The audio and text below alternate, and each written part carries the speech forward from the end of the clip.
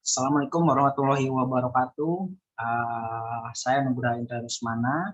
Saya pemilik INA Eyewear. Dalam kesempatan ini saya ingin mempresentasikan dan ingin mengenalkan INA atau INA Eyewear ini apa sih, seperti apa. Video ini saya buat semata-mata untuk memenuhi nilai mata kuliah Kewirausahaan 2. Sebelumnya terima kasih kepada Bapak Rashid yang sudah membimbing kami selama ini. Oke, baik, mari kita mulai. Pertama-tama, INA Eyewear Teams. Di sini saya sendiri, Nugraha Indra Rusmana, sebagai pemilik atau penemu atau founder dari INA Eyewear ini. Saya juga di production division, unit divisi. Saya tinggal di Pulau Gadung, Jakarta Timur. Spesialisasi saya coding, networking, dan administrasi, juga audit. Lalu ada yang kedua, Dwi Apriliana, di marketing dan finance division, tinggal di Cilacap, Jawa Tengah, spesialisasi administrasi, manajemen, dan akuntansinya. Dan yang terakhir, Yurianti Ayu Safitri, ini Human dan Resources Division, tinggal di Bogor saat ini, spesialisasinya administratif manajemen. Oke, selanjutnya,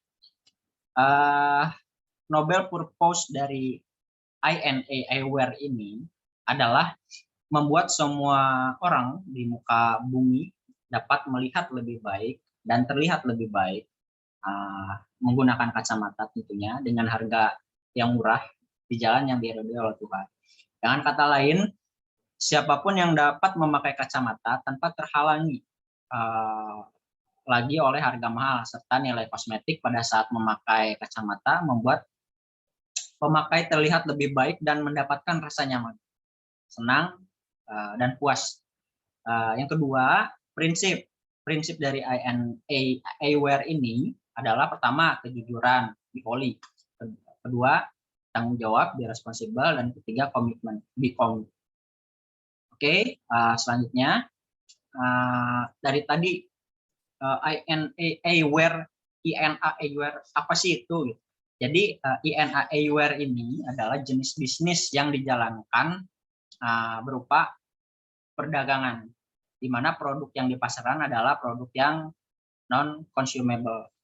Lantas target pasarnya seperti apa ya? Target pasarnya adalah semua kalangan, terutama ekonomi menengah ke bawah, karena kita menawarkan harga yang murah namun kualitas tetap bagus. Terus area pasarnya daerah perkotaan dan kota-kota besar, lalu semua umur. Lantas produknya apa? Ya, produk yang kami tawarkan adalah lensa kacamata dan frame-nya. Nah, yang terakhir adalah pelayanannya. Nah, pelayanan kami itu dukungan penuh pelayanan setelah pembelian atau after sales service. Kedua, pelayanan yang ramah, sopan, dan edukatif. Ketiga, mudah dijangkau. Mudah dijangkau di sini tuh maksudnya mudah dihubungi, seperti itu. Oke, selanjutnya, strategi INA Eyewear ini seperti apa sih dalam memenangkan pasar? Pertama, ada pemasaran, ada harga, ada observasi, program, dan evaluasi. Pertama, dari pemasaran. Pemasaran yang dilakukan adalah secara daring dan masif, sehingga jangkauan pasar lebih luas dan produk lebih cepat dikenal. Serta dari segi biaya juga nggak terlalu mahal ya, karena perlu mencetak-cetak percetakan dan yang lainnya. Dan juga kan lebih mendukung ke go green sih. Kedua, harga. Harga yang kita tawarkan juga murah serta kompetitif tanpa mengabaikan kualitas produk dan pelayanan. Ada beberapa anggapan yang harga murah, ya pelayanan makin seadanya, kualitas juga seadanya. Itu tidak berlaku bagi kami. Ketiga, observasi. Kita melakukan juga peninjauan terhadap pasar, bahkan pesaing terkait perbandingan produk yang diantaranya ada harga, kualitas, lalu pelayanan mereka juga. Nah, setelah itu ada program. Nah, kita buat program menarik berupa promo, diskon, bahkan giveaway untuk menarik minat pelanggan. Yang terakhir, evaluasi. Nah, evaluasi ini adalah bentuk review efektivitas semua strategi yang sesudah dijalankan untuk pengembangan. Jadi evaluasi ini dilakukan lebih ke arah untuk improvisasi ke depannya sih agar INA ini tuh lebih baik. Seperti itu. Apa yang menjadi kelebihan dan yang kekurangan. Itu kita evaluasi. Nah, selanjutnya bagaimana sih kita memenangkan pasarnya?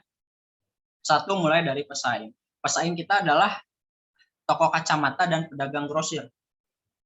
Lalu perbandingan produknya seperti apa?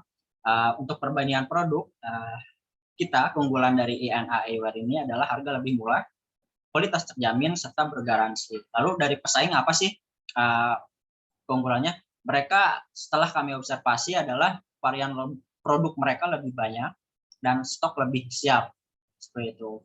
Jadi itu evaluasi bagi kami untuk juga mengimprove dari sisi varian bahkan stok barang. Untuk ketiga, minat pelanggan. Nah, untuk minat pelanggan ini kita adakan seperti diskon, promo pembelian, giveaway, dan pemberian cashback, serta dukungan penuh setelah pembelian. Juga promo khusus untuk pelanggan tetap agar mereka mau terus melakukan repeat order. Seperti itu. Dan yang terakhir adalah media atau saluran distribusi. Nah, media ini adalah bagaimana kita mengenalkan produk kita, berkomunikasi dengan pelanggan kita. Ini yang tadi kita bilang ini mudah dijangkau dari segi pelayanan. Karena kita menggunakan sosial media dan juga marketplace yang tentunya kita sudah kenal, itu mempermudah untuk pelanggan menemukan barang atau produk kita, menghubungi untuk yang semisal ada komplain, keluhan, dan yang lainnya. Lalu yang terakhir ada outlet atau offline store, itu gudang kita atau tempat kita membuka toko seperti itu. Selanjutnya, nah permasalahan pelanggan. Nah permasalahan pelanggan ini ada 4 setelah kami lakukan observasi dan penelitian. Yang pertama, harga. Banyak orang-orang yang bermasalah dengan penglihatan itu, mereka menyebutkan bahwa atau takut menggunakan kacamata itu, malas menggunakan kacamata itu karena ya harganya mahal, identik dengan mahal. Seperti itu. Kedua, ya pelayanan. Nah, ada juga yang karena lensanya misal nih nggak enak pakai, nggak enak digunakan dan kurang nyaman digunakan, itu rata-rata kompetitor kami itu lepas tangan. Jadi ini menimbulkan bahwa bikin kacamata buang-buang uang. Pada dasarnya tidak seperti itu. Lalu awam, mereka bermasalah dengan penglihatan. Ya udah, ketika mereka bermasalah dengan penglihatan ya memang bukan kebutuhan primer, namun ini hal sepele tapi penting. Seperti misal ketika kita sedang membawa kendaraan, lantas kita bermasalah dengan penglihatan baik jauh maupun dekat, nah itu kan akan menjadi berbahaya sama sekali. Sehingga istilahnya kita perlu mengedukasi pelanggan bahwa menggunakan kacamata itu penting. Nah, yang terakhir adalah kualitas. Ada yang beranggapan semakin murah harganya semakin jelek kualitas dan pelayanannya. Nah, itu tidak berlaku di INA Eyewear ini. Kita sama ratakan semua pelayanan, baik itu yang premium maupun yang ekonomis, harga ekonomis, di mana kepuasan pelanggan seluruhnya adalah prioritas utama kami. Jadi produk kami yakin dan pastikan bahwa bisa menjawab semua permasalahan pelanggan tersebut. Baik dari sisi harga, kita beri harga murah. Dari sisi pelayanan, kita beri layanan after sales dengan baik. Dan permasalahan awam, kita beri edukasi bahwa seperti ini loh. Dan kualitas kita pasti terjamin. Karena pada saat kita melakukan stok barang dan kita melakukan pembelian ke vendor ataupun supplier, itu kita minta untuk diadakan QC, quality check, sebelum kita terima dan kita berikan ke pelanggan, seperti itu. Selanjutnya, struktur biaya. Nah, untuk struktur biaya dari INA Eyewear ini terbagi beberapa elemen, satu produksi, pemasaran, distribusi, dan kami masukkan ke lain-lain. Untuk produksi ini seperti supplier, gaji, dan listrik tentunya. Pemasaran seperti freelance seperti desain grafis atau pembuat banner atau iklan seperti itu. Terus jasa iklan seperti advertising digital, AdSense seperti itu.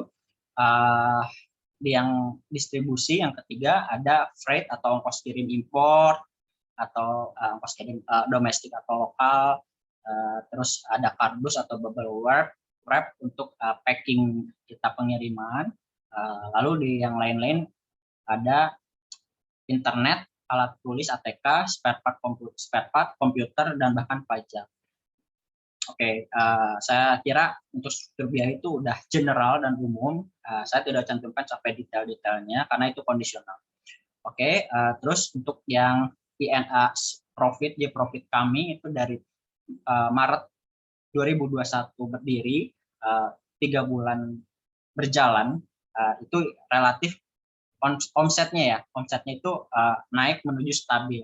Kenapa? Karena di Mei kita ada Lebaran yang orang-orang identiknya dengan mudik dan baju Lebaran dan yang lainnya. Jadi saya pikir untuk yang profit INA ya penjaminlah enggak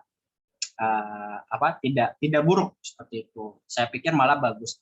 Untuk kita lihat bisa dari sisi cost dengan omset yang relatif stabil, bahkan biaya bisa ditekan menjadi ke semakin rendah. Untuk bruto sendiri penjualan atau omset, kita baru 3 bulan aja sudah menyentuh di 25 juta ke atas dan relatif stabil. Terus untuk yang profit ya kita bisa lihat semakin menanjak walaupun tidak curam kenaikannya. Tapi karena ini masih berjalan dan baru buka, kami optimis bahwa ya kita akan bisa lebih berkembang ke depannya.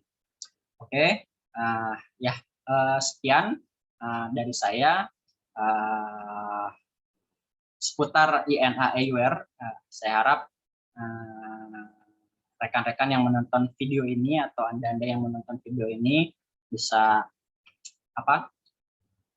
hilang keraguannya tentang penggunaan kacamata atau mau memakai kacamata itu takut terharang oleh permasalahan tadi itu sudah teredukasi.